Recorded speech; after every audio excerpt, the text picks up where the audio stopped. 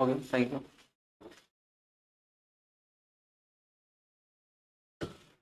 Hello दोस्तों, very very good morning to all of you. कैसे हैं आप सभी लोग? तो आपका स्वागत है अपने समीक्षा इंस्टीट्यूट के प्लेटफॉर्म पे। आपको पता है हम लोग क्या कर रहे थे? हमने कल कुछ क्वेश्चन सॉल्व किए थे, कुछ थ्योरी देखी थी। आज उसी का सेकंड पार्ट है। किसके लिए? एमपी टेट वर्ग 3 के लिए।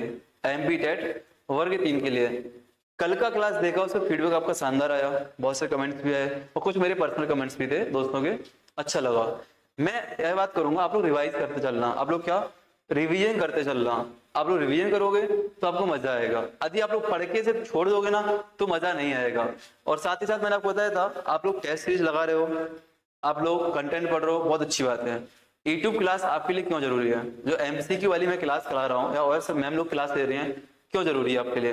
क्लास इसलिए जरूरी है कि एग्जाम हॉल में आप लोग किसी प्रश्न को कैसे सॉल्व करते हो। क्या एग्जाम हॉल में आप लोग किसी प्रश्न को कैसे सॉल्व करते हो, एग्जाम हॉल में आपको इस काम कैसे होगा, उसके लिए आपको क्लास जरूरी है। क्या एग्जाम हॉल में आप लोग कैसे काम करते हो, किसी प्रश्न को पढ़ते समय किन बातों को ध्यान देना है, किसी प्रश्न को पढ़ते समय किन बातों को ध्यान देना है, ठीक है ना? प्रश्न को पढ़ते समय किन बातों का ध्यान देना है, इस बात पे ध्यान रखना, ठीक है ना? किसी प्रश्न को पढ़ना है तो क्यों, मतलब कैसे पढ़ना है, कैसे पढ़ना है वो ध्यान देते हैं। ऑब्जेक्ट को कैसे पढ़ते हैं वो ध्यान देते हैं। यदि कोई चीज हमें नहीं आ रही है तो उसको कैसे सॉल्व करते हैं वो ध्यान देते हैं। तो एमसीक्यू क्लास आपके लिए इसलिए महत्वपूर्ण है कि आपको एक्सपर्ट एग्जाम सॉल्व करने के लिए आपको एक्सपर्ट बनाती है। आपको कुछ याद नहीं कराती है, कुछ आपको कंटेंट नहीं देती, आपको याद कराती है, मतलब आपको एक्सपर्ट बनाती है। स्मार्ट वर्क बोलते हैं ना हम लोग, hard work plus smart work. तो हार्ड वर्क तो हम लोग कर ही रहे हैं। आप लोग कंटेंट पढ़ रहे हो, ई बुक्स आपको मिल गई होंगी ऐप पे, अपने ऐप पे जाओगे आपको सारी यूनिट 1 से लेके यूनिट 20 तक आपको सारी ई बुक्स आपको मिल गई होंगी। टेस्ट सीरीज आपको मिल गई होगी साथ में। तो जो आपकी हार्ड वर्क तो आप लोग कर ही रहे हो, लेकिन हार्ड वर्क में प्लस आपको क्या, स्मार्ट वर्क मैं आपके साथ कर रहा हूँ। स्मार्ट वर्क मैं आपके लिए कर रहा हूँ। तो वही स्मार्ट वर्क के लिए मैं यहाँ पे आपके लिए बैठा हूँ और क्लासेस वही आपके लिए काम कर रही है, आपको स्मार्ट बना रही है, ठीक है ना? कल आपको याद होगा हमने कल इतना पढ़ा था, राजनीतिक सिद्धांत क्या है, बोध, अर्थ, परिभाषा, इसको हम लोग कर चुके थे। आज जो हमारा टॉपिक होने वाला है, राज्य की अवधारणा, अर्थ, परिभाषा, महत्व, तत्व, राज्य की उत्पत्ति, विविध सिद्धांत। विविध सिद्धांत, यहाँ से प्रश्न कैसे पूछे जाएंगे देखते हैं हम लोग। यहाँ से प्रश्न कैसे पूछे जाएंगे इसको हम लोग देखते हैं, ठीक है ना? क्लास बाइलैंग्वेज रहेगी, हिंदी प्लस इंग्लिश में रहेगी। हम लोग उर्दू में बात नहीं करेंगे, असमी में बात नहीं करेंगे, उड़िया में बात नहीं करेंगे, हम लोग किस में बात करेंगे? हिंदी प्लस इंग्लिश में, ठीक है ना? चलो शुरुआत करते हैं अपने टॉपिक की।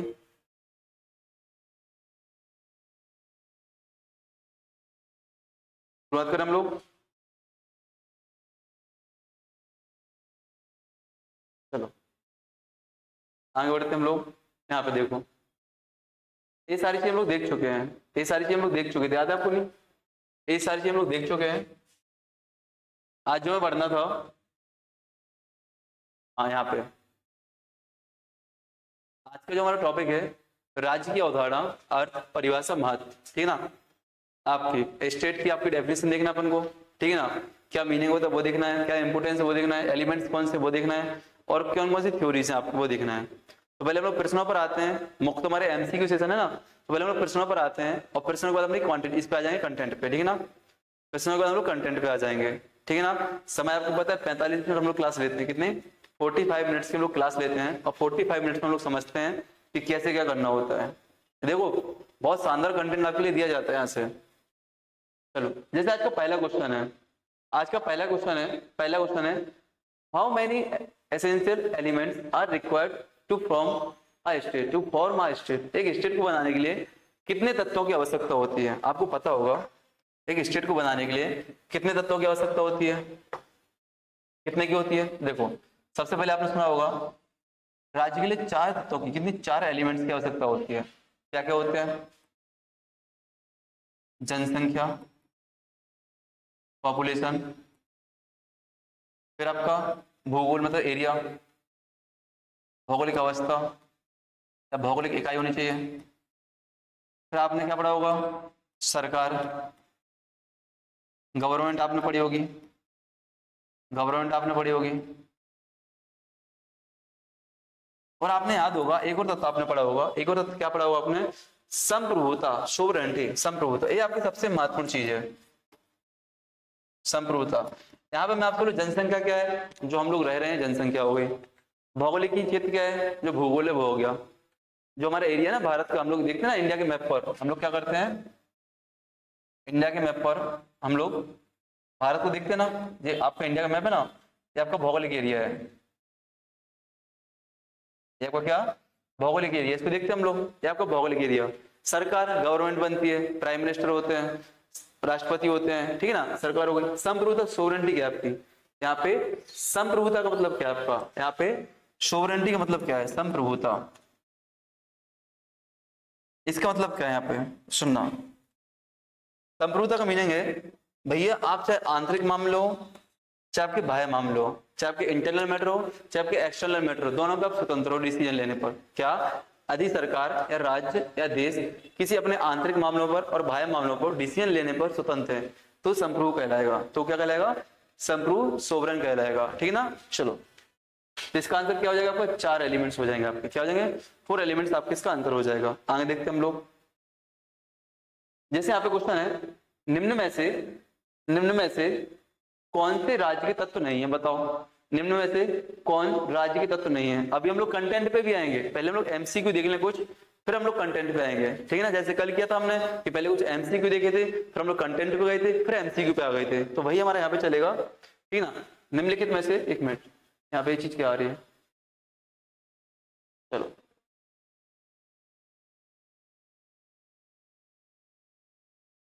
चलो, निम्न में से कौन राज्य का तत्व नहीं है, बताओ। जनसंख्या है, भौगोलिक क्षेत्र है आपका, टेरिटरीज आपकी है, गवर्नमेंट आपका है, रिलीजन, धर्म आपका है क्या, नहीं है, धर्म आपका है क्या, नहीं है। इसको मैं आपको बता चुका हूं, अच्छे से समझा चुका हूं। आते हैं अगले क्वेश्चन पे। अगला क्वेश्चन आपके सामने यहाँ पे है, देखो, धर्म समाज और संस्कृति के भाग हो सकता है। धर्म क्या आपका समाज और संस्कृति के भाग हो सकता है, लेकिन यह राज्य का आवश्यक तत्व नहीं होता है। राज्य आपका धर्मनिरपेक्ष भी हो सकता है। और आपको बताना कि भारतीय राज्य धर्मनिरपेक्ष है कि नहीं है, बताओ, भारतीय राज्य धर्मनिरपेक्ष है कि नहीं है। तो बिल्कुल भारतीय राज्य धर्मनिरपेक्ष राज्य आपका, ठीक है ना। धर्मनिरपेक्ष राज्य का मतलब क्या है यहाँ पे, कि भारतीय राज्य का कोई धर्म नहीं है, हमारे स्टेट का कोई भी रिलीजन नहीं है, कोई भी धर्म नहीं है। हम लोग सभी धर्मों को समान रूप से देखते हैं। भारत सरकार क्या सभी धर्मों को समान रूप से देखती है, ठीक है। चलो आगे बढ़े, आगे बढ़ते हम लोग। राज्य की सर्वोच्च शक्ति को क्या कहा जाता है, अब सुनना यहाँ पे क्वेश्चन पढ़ना। ये प्रश्न मैंने इसलिए रखा है, सरल है प्रश्न, सरल है, लेकिन सॉल्व करने में कठिनाई होती है क्योंकि हम लोग पढ़ते नहीं है। अभी हमने दो पढ़ लिया कि राज्य की सर्वोच्च शक्ति किसके पास होती है, या किसमें निहित होती है, किसमें निहित होती है।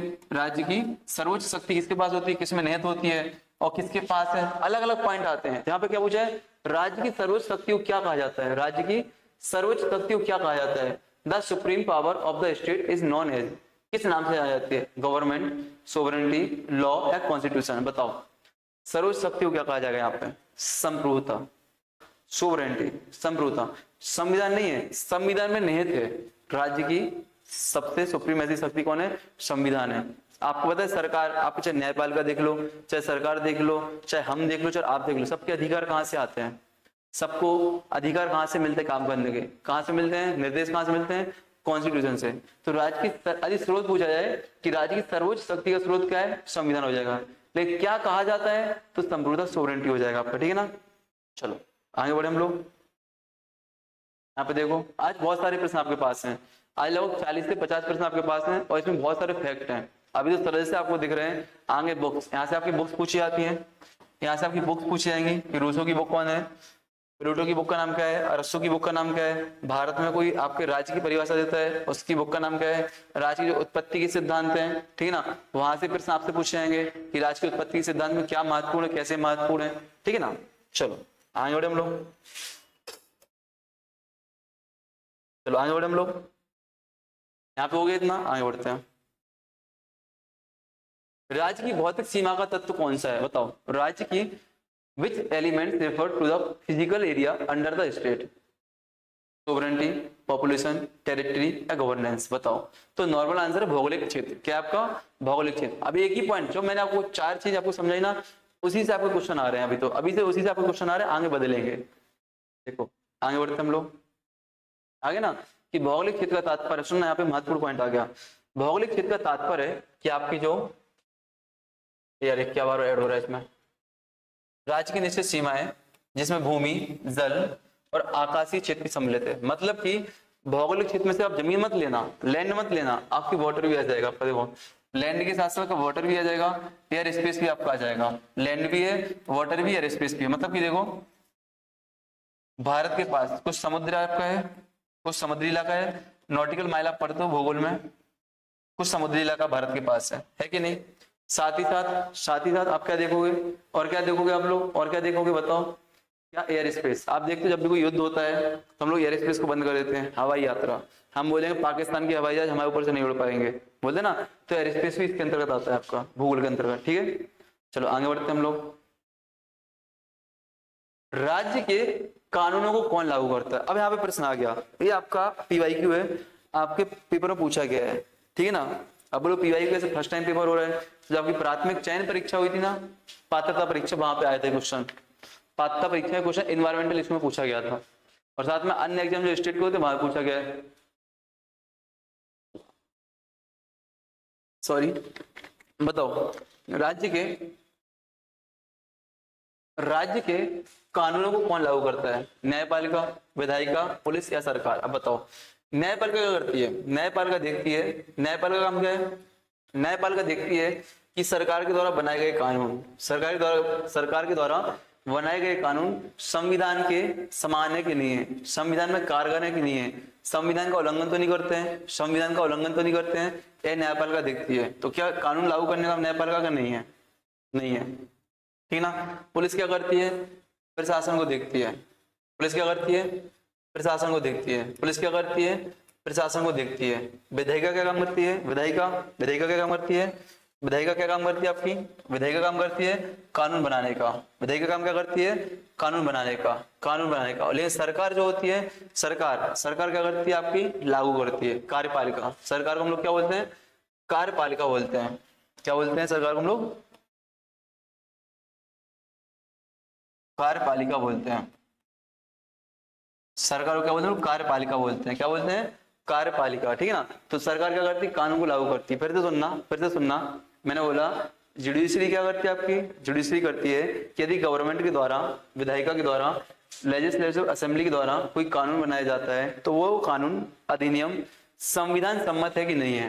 क्या संविधान सम्मत है कि नहीं है, मतलब कि संविधान की व्याख्या कर रहा है कि नहीं कर रहा है। साथ साथ क्या संविधान की व्याख्या भी कौन करती है, जुडिशरी करती है। आपसे पूछ सकता है कि संविधान का व्याख्याकर्ता कौन होता है, जुडिशरी होती है, ठीक है ना। विधायिका क्या करती है, कानून को फॉर्मेट करती है, बनाती है, फॉर्मेशन ऑफ लॉ। क्या करती है, फॉर्मेशन ऑफ लॉ, मतलब कानून को बनाना, कानून को बनाती है, कानून को बनाती है, ठीक है ना। ठीक, विधायिका हो गया, विधायिका आपकी, ठीक है, क्या करती है, कानून को बनाती है, रिकॉर्डिंग, ठीक है ना, कानून को बनाती है। और पुलिस क्या करती है, पुलिस यहाँ पे कुछ काम नहीं करती। क्या करती है पुलिस, प्रशासनिक व्यवस्था बनाए रखती है, प्रशासनिक व्यवस्था बनाए रखती है, एडमिनिस्ट्रेटिव सिस्टम बनाए रखती है, शांति, पीस बनाए रखने का काम करती है, सिक्योरिटी, सुरक्षा का काम करती है, ठीक है। कौन, हमारी पुलिस, ठीक है ना। और गवर्नमेंट क्या करती है, इसको हम कार्यपालिका बोलते हैं। कार्यपालिका बोलते हैं, क्या करती है, कानून को लागू करती है, ठीक है ना। चलो आगे बढ़ते हैं। चलो, अब कौन सा सिद्धांत मानता है कि राज्य शक्ति और हिंसा से बना है। यहाँ पे देखो देवी सिद्धांत है, बल प्रयोग सिद्धांत है, फिर सत्तात्मक सिद्धांत, मात्र सत्तात्मक सिद्धांत। ये टॉपिक कहां से लिया, आपके टॉपिक में, आपके यूनिट में लिखा है ना कि राज्य के उत्पत्ति के विभिन्न सिद्धांत, राज्य के उत्पत्ति के विभिन्न सिद्धांत। एक क्वेश्चन वहां से लिया गया है, ठीक है ना, एक क्वेश्चन वहां से लिया गया है। तो इससे पहले हम आते कंटेंट पे, थोड़ा कंटेंट को देखेंगे, थ्योरी को देखेंगे, फिर हम लोग आगे बढ़ेंगे, ठीक है ना। क्यों, क्योंकि यहाँ पे आपके लिए थ्योरी महत्वपूर्ण हो जाएगी, ठीक है ना, थ्योरी आपके लिए यहाँ पे महत्वपूर्ण हो जाएगी। चलो तो पहले थ्योरी पे आ जाए हम लोग। यहाँ पर राज्य की उत्पत्ति के जितने भी सिद्धांत हैं उनको हम लोग देखने का ट्राई करेंगे।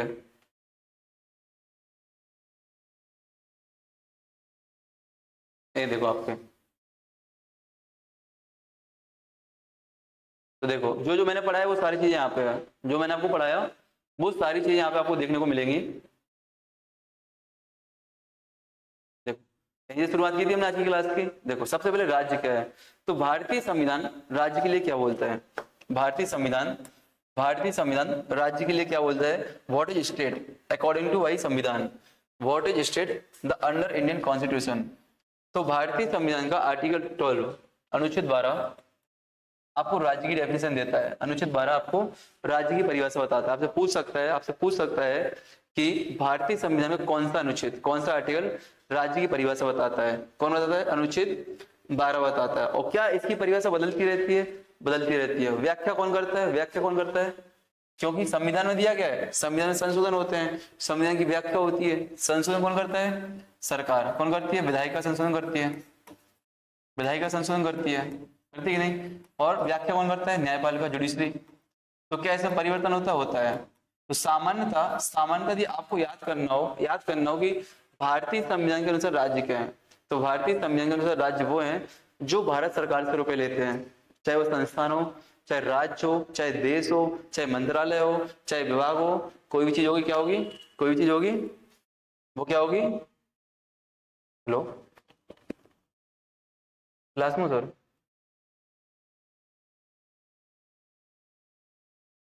रिकॉर्डिंग चल रही है,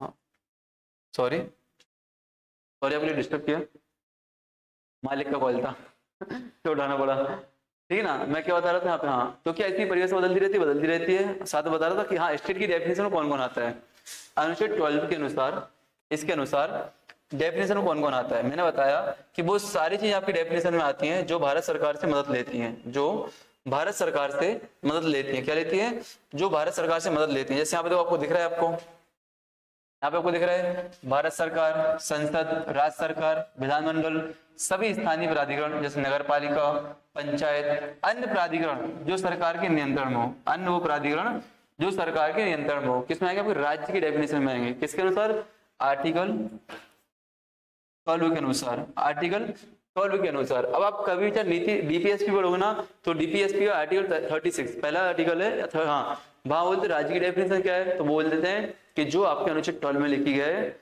अनुच्छेद 12 में जो चीज लिखी गई है वही आपकी राज्य की डेफिनेशन है, वही आपकी राज्य की परिभाषा है, ठीक है ना। चलो इसको शॉर्ट में पढ़ लें हम लोग, हमारा मुख्य तो एमसीक्यू पे है, बट हम लोग शॉर्ट में पढ़ेंगे इसको, हम लोग क्या करें, शॉर्ट में पढ़ेंगे, ठीक है ना। तो राज्य की definition, the term state is defined in article 12 of the Indian constitution.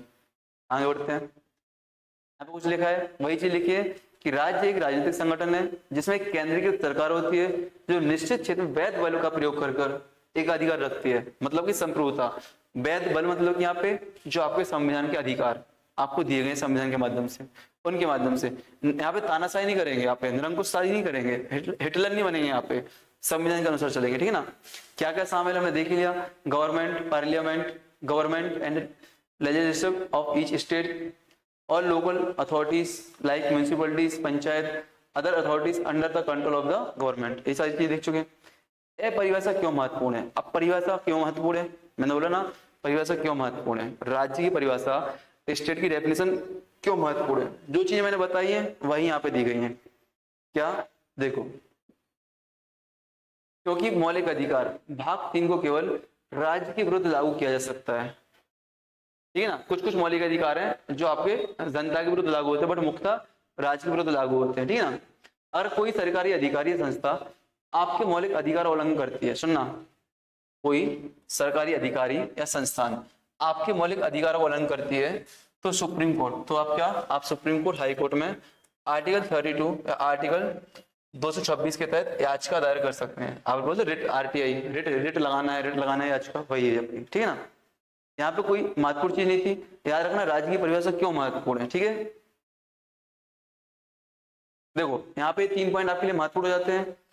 भारतीय संविधान में राज्य केवल गवर्नमेंट को नहीं कहा गया है, बल्कि जितने भी आपके सार्वजनिक निकाय हैं, जितने भी आपके सार्वजनिक निकाय हैं, आपके गवर्नमेंट वाले जो निकाय हैं, उनको चाहे पंचायत हो कुछ भी हो, गवर्नमेंट बॉडीज जितनी भी हैं, सब आपके राज्य में आते, स्टेट में आते हैं, ठीक है ना। चलो आगे बढ़ते हम लोग। हाँ यहाँ पे चीज, ये पॉइंट महत्वपूर्ण है, आपसे पूछ सकता है कि अरस्तु के अनुसार राज्य क्या है, आपसे पूछ सकता है अरस्तु के अनुसार राज्य क्या है, ठीक है ना। वुड्रो विल्सन का सर राज्य क्या है और गार्डनर महोदय का सर राज्य क्या है। अब ये टॉपिक कहाँ से लिया मैंने, ये आपका लिया 12th क्लास की एनसीईआरटी से। कहाँ से, जो आपकी राज्य व्यवस्था के सिद्धांत है 12th क्लास की एनसीईआरटी, वहां से पॉइंट मैंने लिए हैं, ठीक है ना। क्यों, क्योंकि आपको पता है आपके एग्जाम में लिखा है कि 12th लेवल तक आपसे पूछा जाएगा, 12th लेवल तक आपसे पूछा जाएगा। तो अरस्तु क्या बोलते हैं, अरस्तु बोलते हैं कि राज्य परिवारों और गांवों का ऐसा संगठन है जिसका उद्देश्य एक पूर्ण और आत्मनिर्भर जीवन है। अभी आप डेफिनेशन याद करो, मैं आपको अभी राज्य के प्रकार समझाऊंगा ना, राज्य की उत्पत्ति के सिद्धांत समझाऊंगा, तो आप समझ जाओगे कि ये कहाँ पे बात कर रहे हैं, क्योंकि पॉइंट पूछे जाएंगे कि किसने किस सिद्धांत को दिया है। तो अरस्तु क्या बोलते हैं, अरस्तु बोलते हैं state is the union of families and village having for it and a perfect and self sufficient life. मतलब कि अरस्तु बोलते हैं कि भैया राज्य क्या है, राज्य क्या, स्टेट क्या है अरस्तु में सर, अरस्तु में राज्य क्या है, गांवों का और परिवारों का एक समूह है। क्या है, गांवों का और परिवारों का ग्रुप है, संगठन है, क्या यूनियन है, यूनियन जिसका उद्देश्य क्या है, पूर्ण और आत्मनिर्भर जीवन बनाना, पूर्ण और आत्मनिर्भर जीवन बनाना, ठीक है। वुड्रो विल्सन क्या बोलते हैं, वुड्रो विल्सन बोलते हैं state is the people organize for law within a definite territory. मतलब डेफिनाइट टेरिटरी, राज्य एक निश्चित क्षेत्र में, निश्चित क्षेत्र में, क्या निश्चित क्षेत्र में कानून व्यवस्था हेतु संगठित जनसमूह है, कानून व्यवस्था हेतु संगठित जनसमूह है। ऐसा कौन बोलते हैं, वुड्रो विल्सन बोलते हैं। अब गार्डनर महोदय क्या बोलते हैं, गार्डनर महोदय, गार्डनर महोदय यहाँ पे बोलते हैं कि राज्य वह जनसमूह है जो निश्चित भूभाग पर निवास करता है और किसी सरकार के अधीन संगठित होता है, किसी सरकार के अधीन संगठित होता है, किसी सरकार के अधीन संगठित होता है। अभी आपको बात समझ में नहीं आई होगी, लेकिन अब अभी आप क्या पढ़ोगे, उत्पत्ति के सिद्धांत, वहां पे सारी चीजें आपको समझ में आएंगी, वहां पे सारी चीज कम्युनिकेट कर पाओगे कैसे पॉइंट है, ठीक है ना। तभी आपके सारे एमसीक्यू बन जाएंगे, ठीक है, तभी आपके सारे एमसीक्यू बन जाएंगे। देखना यहाँ पे आगे ना, एक कुछ राज्य का महत्व आपके काम का नहीं है अभी फिलहाल में आपके एग्जाम के लिए। एलिमेंट्स बता चुका हूँ, जनसंख्या होती है, पॉपुलेशन होती है, टेरिटरीज होती है, गवर्नमेंट होती है और सोवरेंटीज होती है। ये आपको सारी चीज मैं आपको बता चुका हूँ पहले ही, ठीक है। चलो आगे बढ़ते हम लोग। क्या बोलेगा, सरकार में क्या है आपका, लोकतांत्रिक सरकार हो सकती है, एकाधिकार संसदीय, राष्ट्रपति सरकार, कुछ भी हो सकती है। आपके इंपोर्टेंट नहीं है, आपको सिर्फ 4 एलिमेंट याद रखने हैं। आपको क्या एलिमेंट्स याद रखने, क्यों याद रखने हैं, क्योंकि आपके एमसीक्यू पूछे गए हैं, आपके एग्जाम में पूछे गए हैं, पूछ सकते हैं, ठीक है ना। देखो यहाँ पे ना, जनसंख्या, क्षेत्रफल, सरकार, संप्रभुता। चलो ये आपके लिए महत्वपूर्ण है, राज्य की उत्पत्ति के सिद्धांत। क्या ये आपके लिए महत्वपूर्ण है, राज्य की उत्पत्ति के सिद्धांत, territories of the origin of state, territory of the origin of state, ये आपके लिए महत्वपूर्ण है। क्यों महत्वपूर्ण है, देखो सबसे पहले पित्त सत्तात्मक सिद्धांत। अब यहाँ पे पता, यहाँ से 2 प्रश्न आपके बन सकते हैं, यहाँ पे 2 प्रश्न आपके बन सकते हैं। वो प्रश्न क्या है सुन लेना पहले, क्यों प्रश्नों का पूछने का तरीका आपसे है तो आप बता सकते हो आंसर। सबसे पहले परिभाषा, एक तो परिभाषा से पूछ सकता है, और दूसरा पूछ सकता है किसने दिया, किसने दिया, मतलब कि कौन सा व्यक्ति से संबंधित है, कौन सा व्यक्ति से संबंधित है, कौन सा व्यक्ति संबंधित है। जैसे मैंने यहाँ पे देखो लिखा भी है, आप गौर से देखो तो यहाँ पे लिखा भी है मैंने, क्या कि राजपित सत्तात्मक सिद्धांत क्या है, इसकी परिभाषा लिखी है, और सपोर्टर कौन ने इसको सपोर्ट किया है, ठीक है ना। ठीक, तो अभी देखो अपने अरस्तु की परिभाषा पढ़ी थी। अरस्तु क्या बोलता है कि राज्य की उत्पत्ति, राज्य क्या है, राज्य क्या है, गांव और परिवारों का यूनियन है, संगठन है, ठीक है ना। गांव और क्या परिवार का संगठन है जो कि अपने आप को आत्मनिर्भर बनाने के लिए काम करते हैं। अब सुनना यहाँ पे पित्त सत्तात्मक सिद्धांत क्या बोलता है, तो भैया पित्त सत्तात्मक सिद्धांत बोलता है कि राज्य की उत्पत्ति परिवार से हुई है, राज्य की उत्पत्ति परिवार से हुई है, और परिवार का प्रधान कौन माना जाता है, अपने आप प्राचीन काल से देख लो हम लोग, कौन माना जाता है, पिता माना जाता है, पुरुष वर्ग होता है, कौन, पुरुष वर्ग होता है। तो ये लोग मानते हैं कि राज्य की उत्पत्ति परिवार से हुई है, क्या हुई है, परिवार से हुई है, और पिता परिवार का पहला मुखिया होता है। पिता क्या होता है, परिवार का पहला मुखिया होता है, पिता क्या होता है, परिवार का पहला मुखिया होता है। The head of the family father was the first ruler, first ruler, और वही आपका फर्स्ट शासक होता है। आगे देखो, सबसे पहले ट्राइब देखो, फिर कुल आए, फिर विलेज आए, फिर आपके स्टेट, पहले आपको परिवार बनते हैं। सबसे छोटी इकाई आपको इसमें क्या, परिवार दिखेगा। अब वैदिक काल में पढ़ते हैं ना, परिवार, फिर कुल, फिर गांव मतलब ग्राम, विलेज, आप लोग क्या पढ़ोगे, राज्य, स्टेट, यहाँ पे आपको वैदिक काल अपने याद आ रहा होगा, पूरा वैदिक काल आपके यहाँ पे याद आ रहा होगा। वैदिक काल में सबसे छोटी गई परिवार थी, फिर आपके इनसे मिले कुल बनते हैं परिवार से मिलके, फिर आपके गांव बनते हैं, फिर आपके स्टेट बनते हैं, देख रहे कि नहीं। तो इसके समर्थक आपसे पूछा जाएगा कि पितृ सत्तात्मक थ्योरी के समर्थक कौन है, तैयार है अरस्तु। कौन है, यहाँ पे नाम याद रख लेना बेटा, ये नाम महत्वपूर्ण आपके लिए। कौन कौन है, अरस्तु, अरस्तु और फिल्मर महोदय, फिल्मर महोदय, ठीक है ना। चलो आगे बढ़ते हम लोग, बस यहाँ पे यही याद रखना आपको, ठीक है ना। अरस्तु की बुक का नाम, हाँ अरस्तु की बुक का नाम आपके मैंने एमसीक्यू में रखे हैं, पेशेंस रखो, एमसीक्यू में आएगी वो चीजें।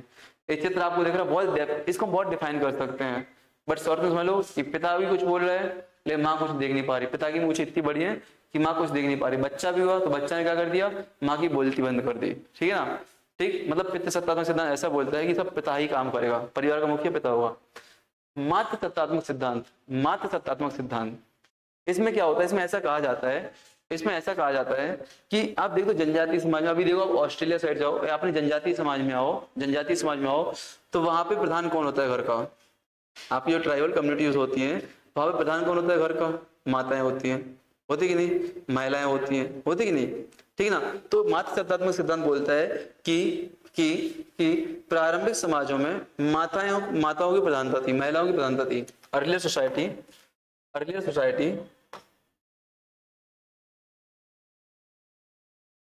क्या, इन अर्लियर सोसाइटी लिखा ना, अर्लियर सोसाइटीज वर मैट्रिकल मदर सेंट्रेड, मतलब कि माताओं की भूमिका प्रमुख थी, महिला केंद्रित होती थी, ठीक है ना। इसका और ऐसा कहा जाता है कि जैसे जैसे पशुपालन बनता है, देखो शुरुआत में क्या होते, छोटे छोटे काम होते, फल बीनने के काम होते थे, ठीक है ना। शुरुआत में जब मानव समाज का विकास हो रहा था, फल बीनने के काम हो गए, बच्चों को खाना खिलाना हो गया, परिवार को खाना बनाना हो गया, जो आपके आसान से काम थे, जो आपके आसान से काम थे वो महिलाएं करती थी।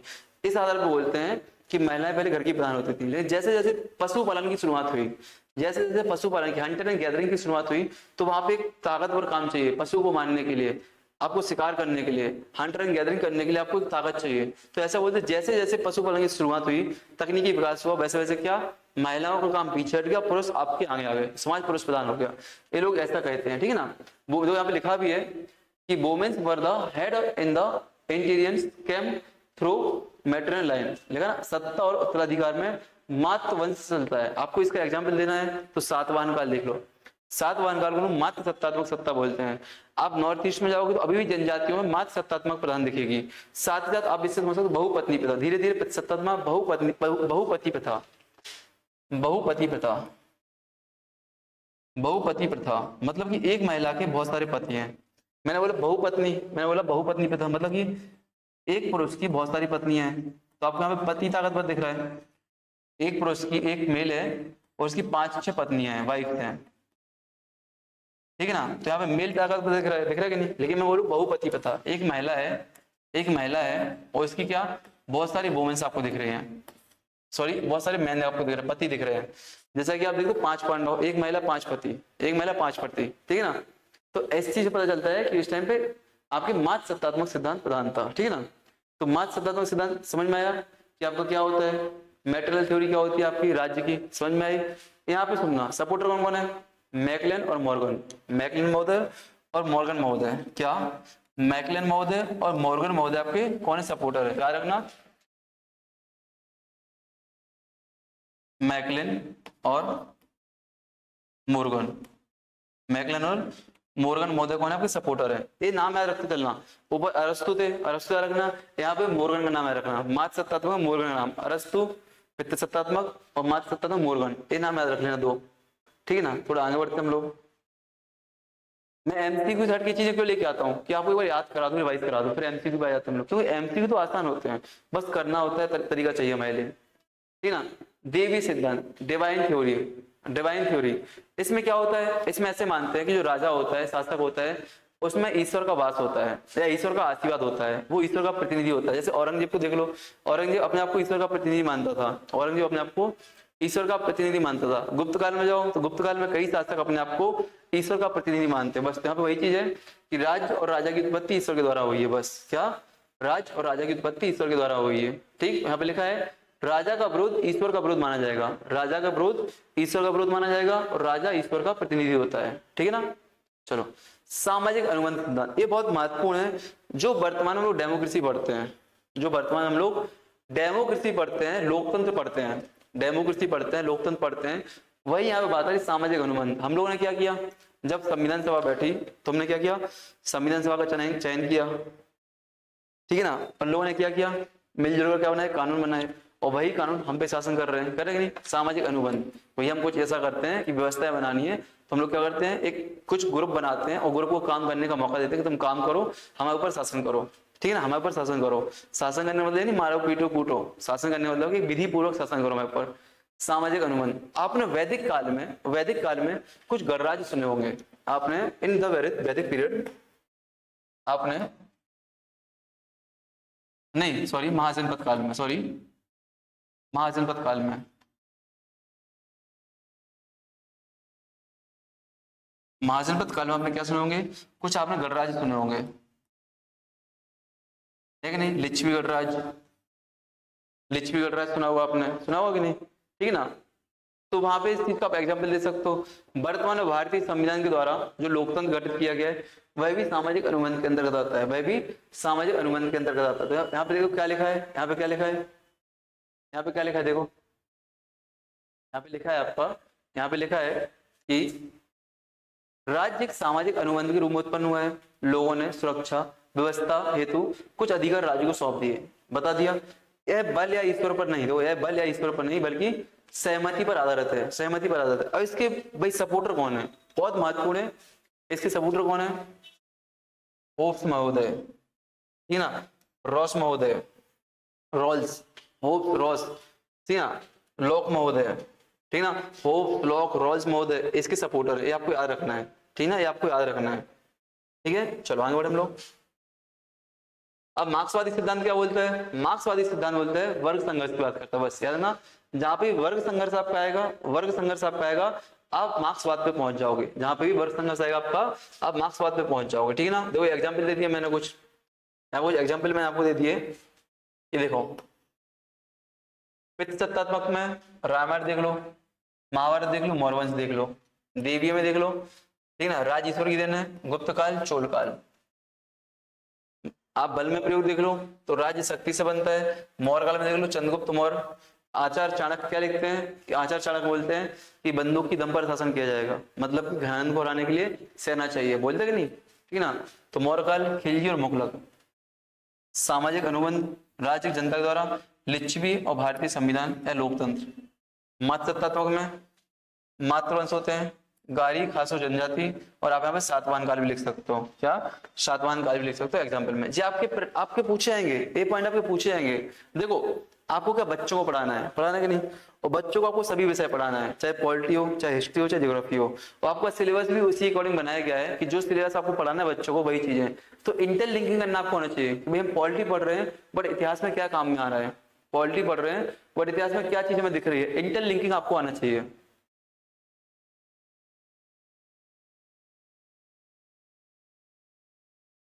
लो ठीक है ना, सर क्लास में लगा रहा हूँ 5 मिनट में, हाँ आ जाओ अंदर आ जाओ, ठीक 5 मिनट मिल रहा हूँ आपको मैं, आ जाओ बैठ जाओ, हाँ हाँ ठीक है। आगे बढ़े हम लोग, चलो तो यहाँ पे अब एमसीक्यू पे आते हैं, अब आपको आंसर देने हैं।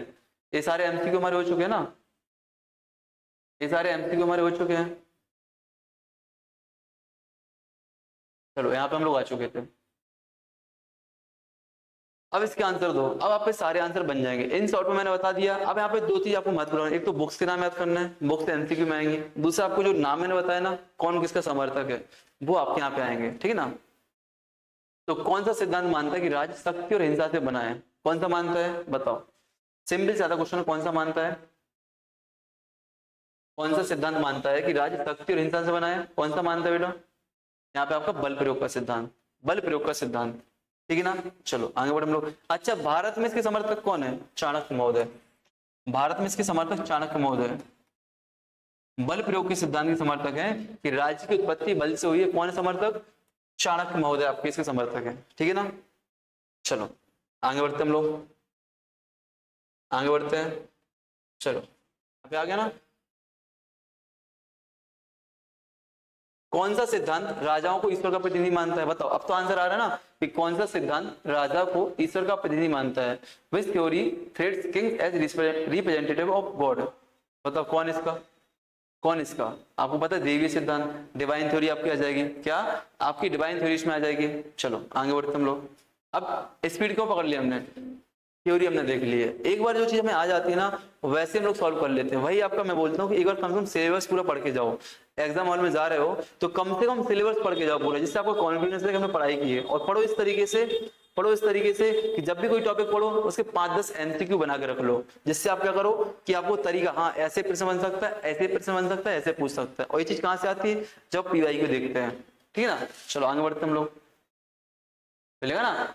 जो हो गया अपना। चलो, कौन सा सिद्धांत कहता है कि राज्य परिवार के विकास से बना है? बताओ कौन सा सिद्धांत कहता है कि राज्य परिवार के विकास से बना है? अब एक नया सिद्धांत नहीं है, वही सिद्धांत है। कौन सा सिद्धांत कहता है कि राज्य परिवार के, हमने पढ़ा था ना, परिवार, कुल, ग्राम, स्टेट मतलब राज्य, पढ़ा था ना? पढ़ा था, याद करो। पितृ सत्तात्मक सिद्धांत, पैट्रिकल थ्योरी, पैट्रिकल थ्योरी। इसको एक और नाम देते हैं, इसको एक और नाम देते हैं वैदिक काल की वजह से, ऐतिहासिक थ्योरी, हिस्टोरिकल थ्योरी। इसको क्या नाम देते हैं? Historical theory. हिस्टोरिकल थ्योरी भी इसको नाम देते हैं। याद रखना, यदि आपको पूछा जाए कि कौन सा सिद्धांत कहता है कि राज्य परिवार के विकास से बना है, फैमिली डेवलपमेंट से बना है, state came from family development. यदि कौन बोले तो क्या करना, आपको क्या याद रखना है भैया? पितृ सत्तात्मक सिद्धांत। ठीक ना? साथ ही साथ इस पे नाम क्या देते हैं? Historical theory. क्यों? इतिहास भी यही बोलता है, इतिहास भी यही बोलता है। इसके समर्थक कौन थे? कौन थे? अरस्तु थे। कौन थे समर्थक? अरस्तु महोदय थे। ठीक है ना? आगे बढ़े हम लोग। चलो, ये हो गया हमारा, देख लिया। चलो, अर्थशास्त्र किस सिद्धांत का समर्थक है? आ गया ना? मैं बोला चाणक्य महोदय को याद रखना। अर्थशास्त्र किसकी? चाणक्य की है। और अर्थशास्त्र किस सिद्धांत का समर्थक है? बताओ, अर्थशास्त्र किस सिद्धांत का समर्थन करता है? Social contract, force theory, divine theory या मैट्रिकल थ्योरी? आपको याद होगा मैंने बताया था कि चंद्रगुप्त मौर्य ने क्या किया था? कट्टा उठाया था, तलवार उठाई थी ना घनानंद के खिलाफ, और अपने इसी तलवार के दम पे साम्राज्य का विस्तार किया था कि नहीं? तो भैया फोर्स थ्योरी, बल प्रयोग सिद्धांत पे, किस पे? फोर्स थ्योरी किस पे काम करता है? फोर्स थ्योरी पे काम करता है, बल प्रयोग सिद्धांत पे काम करता है। आगे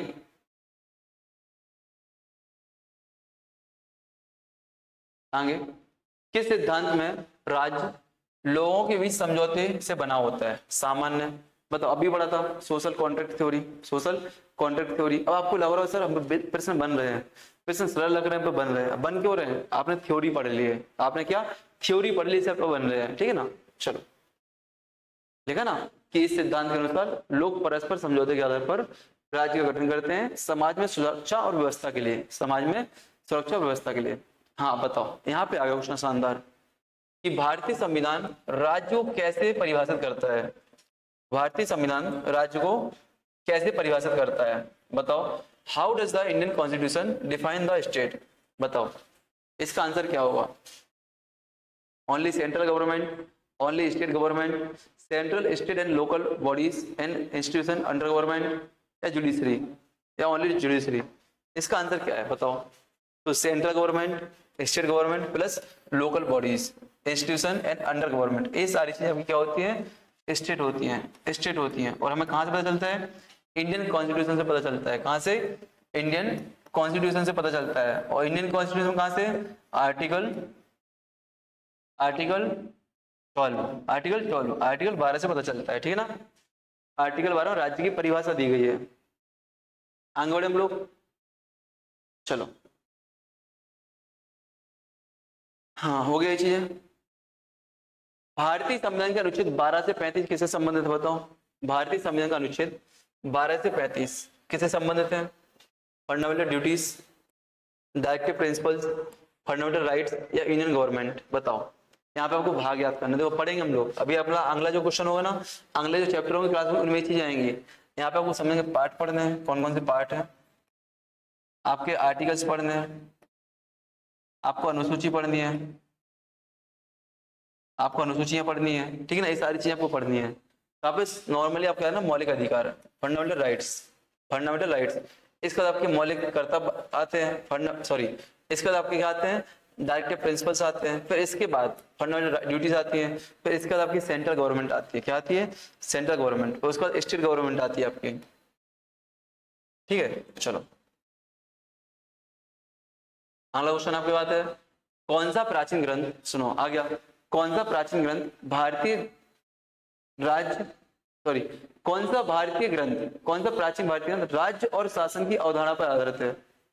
Which ancient Indian text discuss the concept of the state and government? बताओ, मैं इसको कल से पढ़ा रहा हूँ, कल से चिल्ला चिल्ला के बोल रहा हूँ, आंसर गलत नहीं होना चाहिए। क्या है, अर्थशास्त्र। क्या है आपका आंसर, अर्थशास्त्र हो जाएगा, ठीक है ना। चलो अच्छा, अर्थशास्त्र किसकी वो पता है ना, चाणक्य की, ठीक है ना, चाणक्य की, ठीक है ना। देखो लिखा है कौटिल्य का अर्थशास्त्र।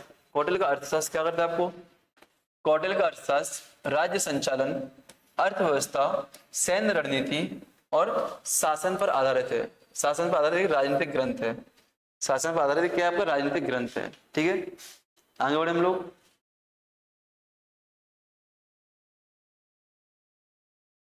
चंद्रगुप्त मौर्य के शासन में कौन सा सिद्धांत परिलक्षित होता है, बताओ। अब ऐसे एग्जाम्पल, मैंने बोला ना आपको ये चीजें लिंक करना आना चाहिए, बच्चों का माइंड खोलना आपको पढ़ाकर। आप जब एग्जाम निकल जाएगा, जॉब ज्वाइन करो, बच्चों का माइंड खोलना आपको, तो ऐसी चीजें आपको आनी है, और यही चीज आपके एग्जाम में पूछी जाएंगी। अरे इंटरव्यू होता तो पक्का 100% पूछी जाती, बट एग्जाम में ऐसी चीजें आपको दिखेंगी। बताओ, क्वेश्चन है चंद्रगुप्त मौर्य के शासन में कौन सा राज्य का सिद्धांत परिलक्षित होता है?